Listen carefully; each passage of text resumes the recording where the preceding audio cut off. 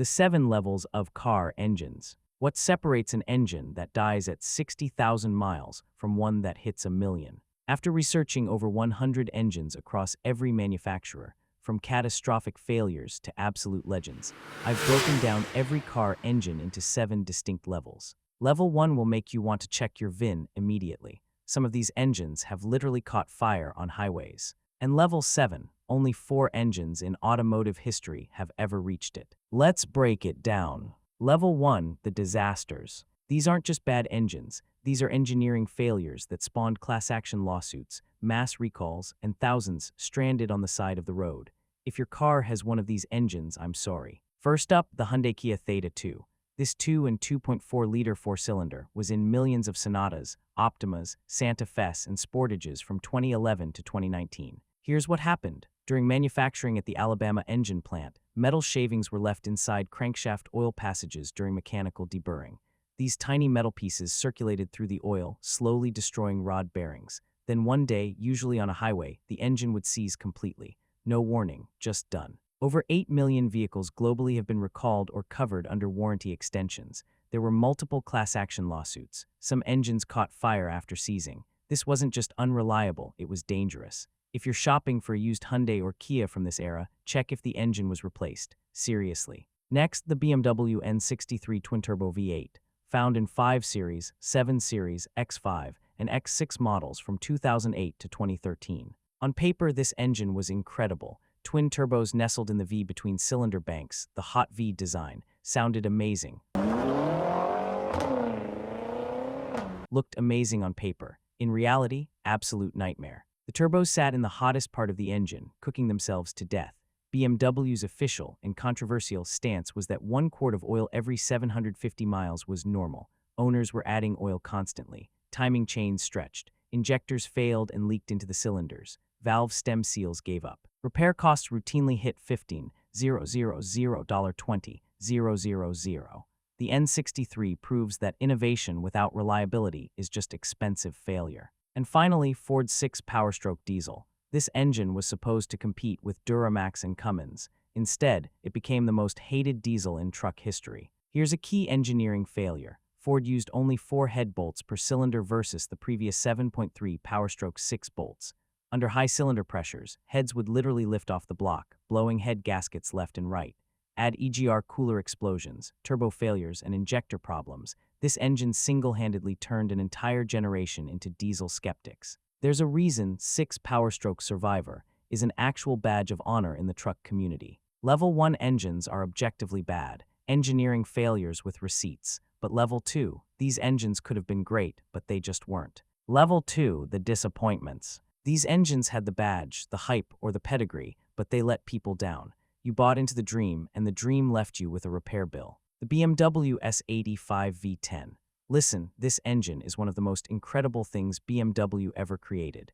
A naturally aspirated 5-liter V10 revving to 8,250 RPM. In a sedan, it shared technology with the BMW Williams Formula One program. When it works, it's pure magic. That intake howl at 8,000 RPM is automotive perfection. But here's the problem, it almost never works. Rod bearing failures became so common that preemptive replacement became standard maintenance. Not if they fail, when they fail. The SMG transmission suffered hydraulic pump and release bearing failures. You're looking at a $100,000 car with multiple $20,000 time bombs built in. The Maserati Ferrari F136 V8 is a Ferrari-derived engine in a Maserati suit. The sound makes people stop on the street. But cam variator failures, oil leaks from everywhere, and timing chain tensioner problems plagued it. The F136 sounds like a symphony. Owning one feels like being in debt. This engine is why Maserati depreciation is brutal. Land Rover's diesel partnerships with PSA and Ford produced the 2.7 and 3 TDV6 engines with notoriously high crankshaft bearing failure rates.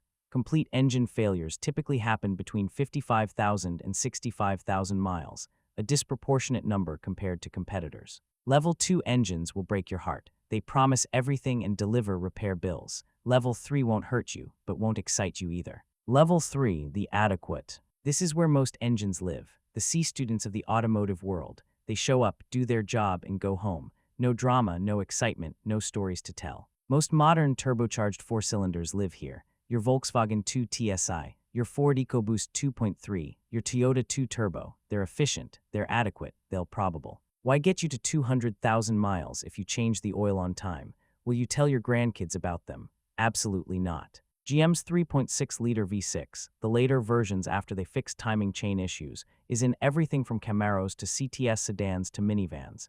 It makes decent power, gets decent fuel economy. The word decent appears in every single review. That tells you everything. Nissan's VQ35DE was once award's 10 best winner, powering the 350Z and G35 engines that earned genuine respect.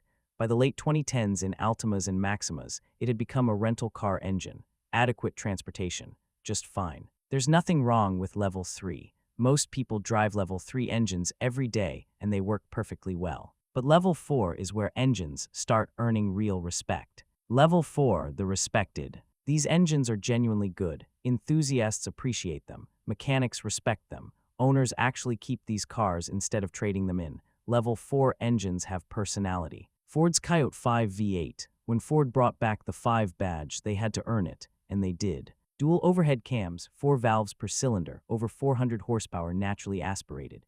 It revs to 7,500 RPM, absurd for a muscle car motor.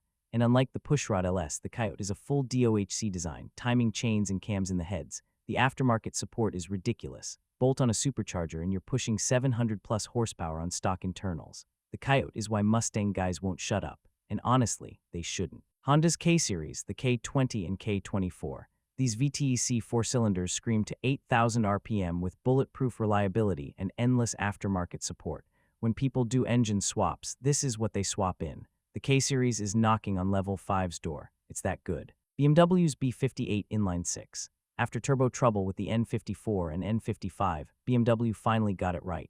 Officially rated at 380 plus horsepower, though dyno tests consistently show 400-410 at the crank. BMW sandbagged the specs. Tuners push over 600 horsepower on stock turbo. The B58 is BMW remembering how to build a straight-six. Level 4 engines make you a car enthusiast. Level 5 engines make you obsessed. Level 5, the greats. These engines made history. They built reputations. They created entire communities of obsessed owners who would rather fix their car for the 100th time than buy something new. You don't just own a Level 5 engine, you join a cult. The Toyota 2 JZ GTE, a 3-liter twin-turbo inline-6 so hilariously overbuilt that people run 1,000 plus horsepower on completely stock internals.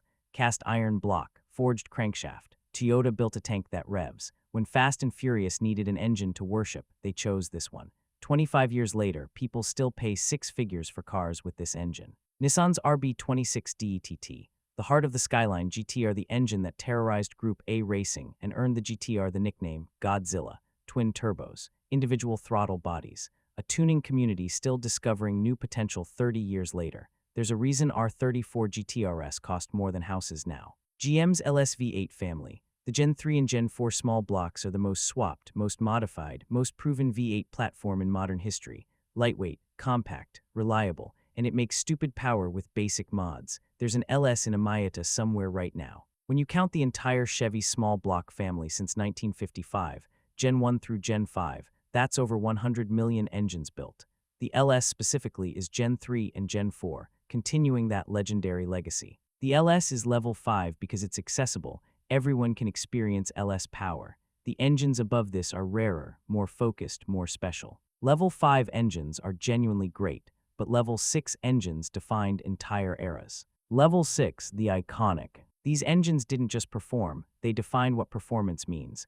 Automotive journalists write love letters to these engines. Enthusiasts get tattoos of them. Level 6 is generational talent. The Honda B18 C5, a 1.8-liter making 195 horsepower at 8,000 RPM. In 1997, this engine taught a generation that displacement is just a number. The VTEC crossover at 5,700 RPM isn't just engineering, it's a religious experience. Then secondary intake runners open at 6,200 RPM, and the engine transforms again. The Integra Type R regularly beat cars with twice the horsepower because Honda understood it's not just about power, it's about how power is delivered. The B18 C5 is why Honda guys exist as a category of human being. BMW's S54 inline-6. The E46 M3's 333 horsepower from 3.2 liters, revving to 8,000 RPM with individual throttle bodies and forged internals. A red line you actually want to chase. When people talk about the golden age of BMW, this is the engine they're thinking of. The Ferrari 458's F136 FB V8, Ferrari's last naturally aspirated V8, and they made it count. 570 horsepower, a 9,000 RPM red line that actually matters. When Ferrari announced turbos, enthusiasts mourned. This engine is why. Porsche Mezger Flat 6. Named after engineer Hans Mezger, this engine powered the GT3 until 2011, with the legendary 997.2 RS4 being the final Mezger GT3 and the turbo until 2009. Dry sump lubrication, forged everything, racing DNA in every component. Mezger engine GT3s are now worth more than they cost new, because people understand these engines don't just perform, they last. Some have 200,000 miles on original engines. They built these things to survive. Level 6 defined their eras, but Level 7 defined the entire history of the automobile. Level 7, the legends. Only 4 engines belong here. This is reserved for engines that transcended their era. These didn't just win awards or set records, they changed what was possible. They influenced every engine that came after. The original Chevrolet Small Block V8. When it debuted in 1955, it cost just $99 more than the standard 6-cylinder, an option for the Corvette and Bel Air that would change everything. Lightweight, compact, powerful, and so brilliantly designed that its descendants are still in production nearly 70 years later, over 100 million built across all generations. This engine didn't just democratize V8 power, it created the American muscle car era.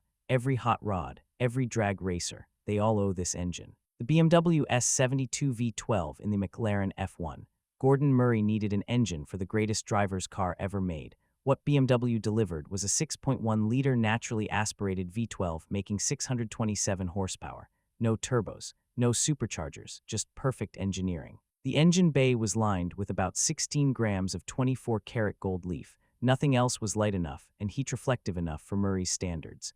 The McLaren F1 held the production car speed record for over a decade. This engine is why. The Porsche air-cooled Flat 6, born in 1964, killed by emissions in 1998, 34 years of continuous evolution without abandoning the core design, rear-mounted, air-cooled, unmistakably Porsche. It powered everything from 130 horsepower base 911s to 450 horsepower 993 turbo S monsters. It won Le Mans. Modern Porsches are objectively faster, but when people picture a 911, they still hear the air-cooled Flat 6. The Toyota 1UZ FE V8. When Toyota launched the LS400 in 1990, they staked everything on this 4-liter quad-cam V8. In a famous 1989 commercial, they stacked champagne glasses on the hood at Redline. Not a single drop spilled. That wasn't a gimmick, that was a statement. But reliability made it legendary. These engines routinely hit 300,000 miles with nothing but basic maintenance. Matt Farah's famous million-mile Lexus ran its original 1UZ FE to 1,000,000 miles. 1,000,000 miles on the original engine. This engine proved Japan could beat Germany at their own game. It launched the Lexus brand. It built an empire. Level 7 engines don't just perform, they inspire. They become part of automotive history passed down through generations. They're not just engines, they're monuments. So that's my breakdown of the 7 levels of car engines. I already know what's happening in the comments. How could you put the LS at level 5? Where's the rotary? The 2JZ should be level 7. I hear you, here's what I want from you. Give me your hottest take. One engine ranked too high, one too low. I read every single comment. If enough of you come for me on a specific engine, I might have to make a follow-up video. If this changed how you think about car engines, hit subscribe. I'm dropping videos every week. Next up, the 7 levels of car brands. And that one's going to start some real fights. Until then, keep checking your oil.